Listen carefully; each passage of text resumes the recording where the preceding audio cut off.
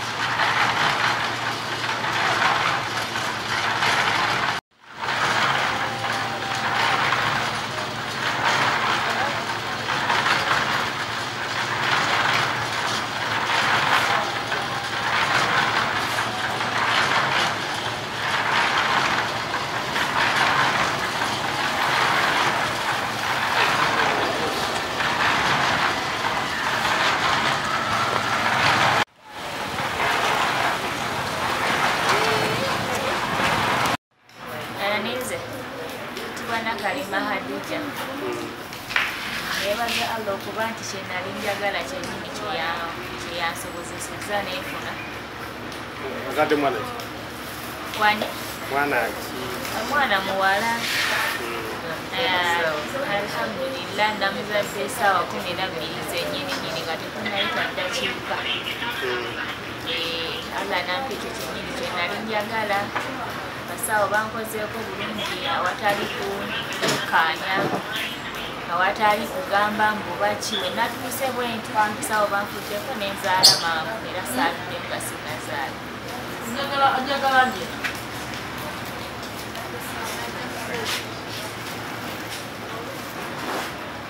Olirita. Omwana kukola bulungi.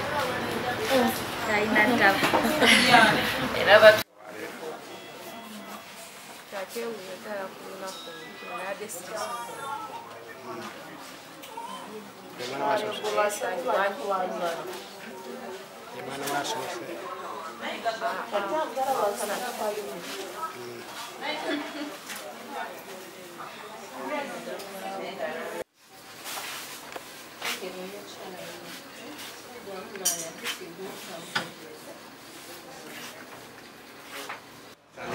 Tandike n'amaanyi omusana. Amannya gange nze Namalanya Fatuma. Nkola Naggulu China Uganda Friendship Hospital. Nga nkola mu bamaama banakazadde b'eggwanga. Era ng'olwaleero e Naggulu tufunye bamaama, tuli basanyufu nnyo, tufunye bamaama 27 abatuzaalidde abaana abawala 19 abaana abawala, abasigadde be balenzi. Tuli basanyufu kuba tufunye ezzadde ku lunaku olwaleero olwa Krisimansi. Ng'era bamaama baffe abaana baffe tumaze okubagema, tubawadde akayiso akabisigi, tuba hepatitis ne tubaanika polio. Tubasiibudde nga bali mu mbeera ennungi. Era tusaba Mungu ayongere obatukuumira nga bali bulungi. Bazaalidde mu mbeera ennungi, ensobola gye tubasiibudde baddeyo ewaka ate bongere okujaguza olunaku lwabwe lwe bazaaliddeko.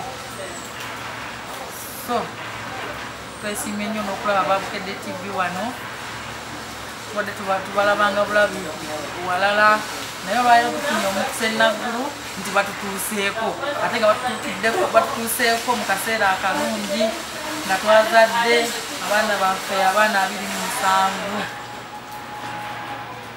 So ekitiibwa tukiddiza Mungu asobozeza bamama baffe okuzaala. Sobosezza n'atutuusa ku buwanguzi ng'eno n'atuweezadde ne mukyala wange ono mwebazizza kubeera nti yeewadde bulamu bwe basobole okumpita taata. Ekyokubiri ne basawo abatukoledde emirimu eyatendo, buli yenna ayogera bubi ku musawo mu butuufu ono abeera n'empalanaazi naye abasawo abo bakola mirimu. Naye alhamdulillahi buli maama yenna ali wano tusaba Allah amusaasire, abasigadde nga tebanaba kutuuka essaawa yakuzaala tusaba Allah abeere nga abasusa bulungi bazaale bulungi. Ne basawo baffe bano tusaba Allah abawangaze ku mulimu gyabwe ate ateeke emikisa ku buwangazi bwabwe, abawe ekyo kye basinga okwagala.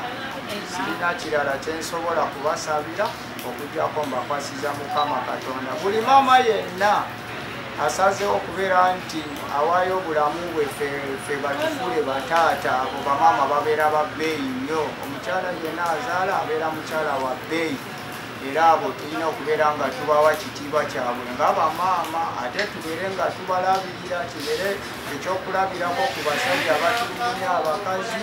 Mulekerawo okutulugunya bano bamaama, bayita mu bizibu bingi naye ffe ng'abasajja biseera ebisinga tetutera bitegeera, naye bamaama abo tubeere nga tetubayisamu amaaso.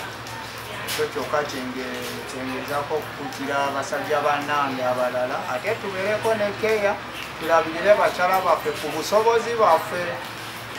Akatono Katonda gy'abakuwadde tuukiriza eri famiri yo, akatono k'ofunye nabo babeere nga okola ki bafunamu. Ekyo kyokka ekigambo kyange. Mwebale nnyo, mwebalire ddala n'emirimu gye mukola, Katonda abateremu mikisa. Kyasanya laffe abakkiririza mu ddiini labira ddala kyasanya nnyo ekyokuzaala okugwalira gaba n'amazaalibwa ne Mukama waffe Yesu Kristo.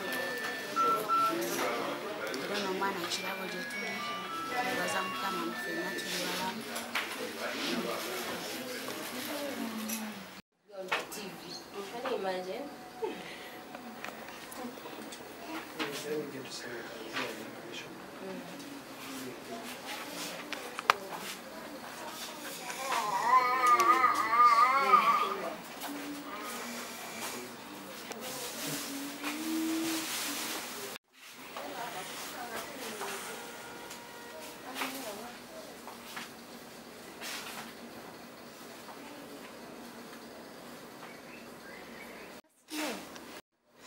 I'm called Auntie Sarah Evelyn, and I'm glad to deliver on this day, which is a special day of Christmas.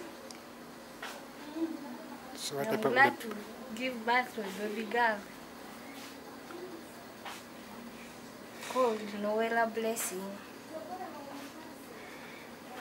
Is she your first baby? Shout. Yes, it is my first baby.